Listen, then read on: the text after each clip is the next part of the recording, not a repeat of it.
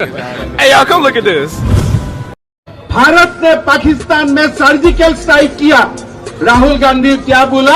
भाई प्रूफ दो, प्रमाण दो। अरे भाई, आप कौन सा पिता का बेटा है? कभी हमने प्रूफ मांगा हो क्या?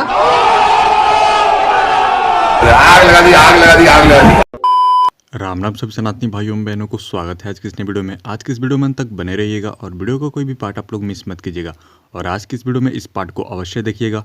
तो चलिए आरंभ करते हैं आज की इस वीडियो को। आदरणीय गोविंद सिंह जी, लव करने पे रोक नहीं है और जो लोग नाम बदल करके, जाति बदल कर, धर्म बदल कर जो जिहादी लव करता है वो लव जिहाद कहलाता है और ये मध्य प्रदेश में संभव नहीं है। हम मध्य प्रदेश में आने वाले 2-4 साल में ये स्थिति कर देंगे कि जो लव जिहाद वाले हैं ना, लव जिहाद करना तो दूर, नाम लेने से कांप जाएंगे। देश के अंदर जो हो रहा है, पॉपुलेशन कंट्रोल, डेमोग्राफी जो चेंज हो रही है, केरला में, बंगाल में, कश्मीर में पहले हो गया था, ये जो असंतुलन हो रहा है और जो फोर्स रिलीजियस कन्वर्जन हो रहा है, अगर आपने नहीं रोका तो थोड़े दिनों में, थैंक यू वेरी मच, बता रहा हूं, सही बता रहा हूं, बुरा मत मानना, ऐसा होगा, घरों से निकाला जाएगा, किया जाएगा। जिस दिन 35% पॉपुलेशन होगी उस दिन ये किया जाएगा, ऐसा होने वाला है। आप बिल्ली है ना, कबूतर सोचता है कि बिल्ली नहीं खाएगी आंख बंद करने से, ऐसा नहीं होता। बिल्ली का धर्म है कबूतर को खाना, वो खाएगी, वो अपने काम पे लगे हुए हैं। क्या आप अपने काम पे लगे हुए हैं? आप लगे हुए हैं क्या? सुप्रसिद्ध कथा है प्राचीन भारत की। सम्राट विश्वामित्र ब्रह्मर्षि वशिष्ठ की नंदिनी गाय को बलात् ले जाना चाहते थे। उन्होंने अपने बाहुबल और विशाल सैन्य बल से सारे प्रयास कर लिए, किंतु उन्हें ब्रह्मर्षि वशिष्ठ के ब्रह्मदंड के आगे झुकना, परास्त होना पड़ा। पुराण में ऐसी अनेक कथाएं मिलती हैं जब ब्राह्मणों के आत्मबल के आगे बड़े बड़े सम्राटों को नतमस्तक होना पड़ा। समय बदला, भारत में तुर्क मुगल आक्रांता आए, भारत अंधकार युग में डूब गया। शतियों के संघर्ष के बाद लगभग सभी आक्रांता एक बात पर एक मत थे कि ब्राह्मणों को झुकाना सबसे कठिन कार्य था।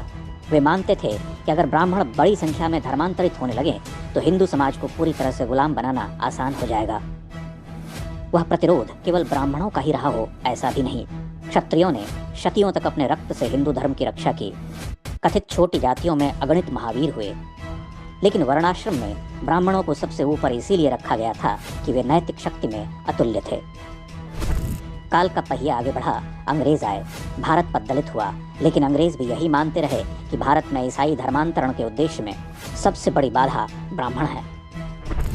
इतिहासकार मीनाक्षी जैन लिखती हैं, ब्रिटिश शासक शिक्षित ब्राह्मणों को सदैव आशंका की दृष्टि से देखते थे। उदाहरण के लिए वर्ष 1879 में तंजौर के कलेक्टर ने अकाल आयोग के सदस्य सर जेम्स केयर्ड को एक पत्र में लिखा था कि ब्राह्मणों के अतिरिक्त कोई अन्य वर्ग अंग्रेजों को लेकर इतना उग्र नहीं है। स्वतंत्रता संग्राम के पूरे कालखंड में ब्राह्मण एक वर्ग के रूप में अंग्रेजों की आंखों की किरकिरी बने रहे।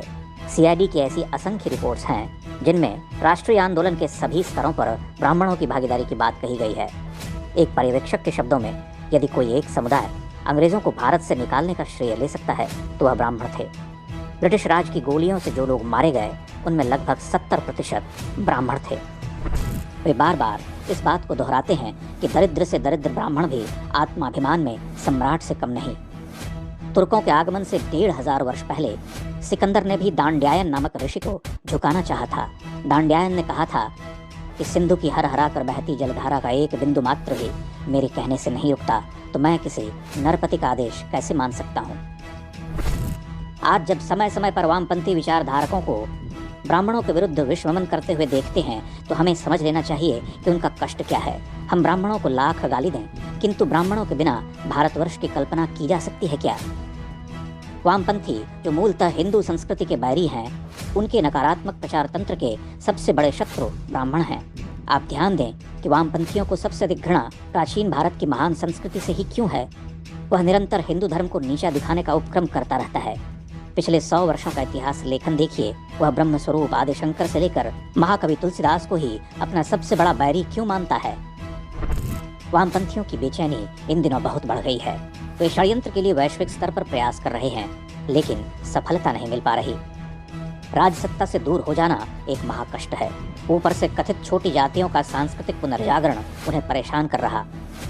वे देख रहे हैं कि हिंदू एकता बढ़ रही है, आर्यों के विदेशी होने का सिद्धांत छिन्न भिन्न हो चुका है, जात पात के नाम पर बांटने का कुचक्र टूट रहा, उनके राजनीतिक आका बार बार परास्त हो रहे, तो बार बार इस नैरेटिव को स्थापित करने का प्रयास करते हैं कि ब्राह्मण विदेशी हैं, ब्राह्मणों के नाम पर घृणा का बीज बोना चाहते हैं। आप जानते हैं कि जवाहरलाल नेहरू और जादवपुर विश्वविद्यालय वामपंथियों के गढ़ हैं, ले देकर उनके यही गढ़ बचे हुए हैं, तो वहाँ से ये विष उगलते रहते हैं।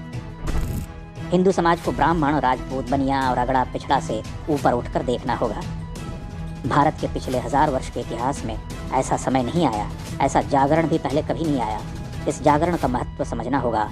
हम महत्व समझकर एक रहे तो स्वर्णिम सफलताएं प्राप्त करेंगे, अन्यथा टूटकर नष्ट हो जाएंगे।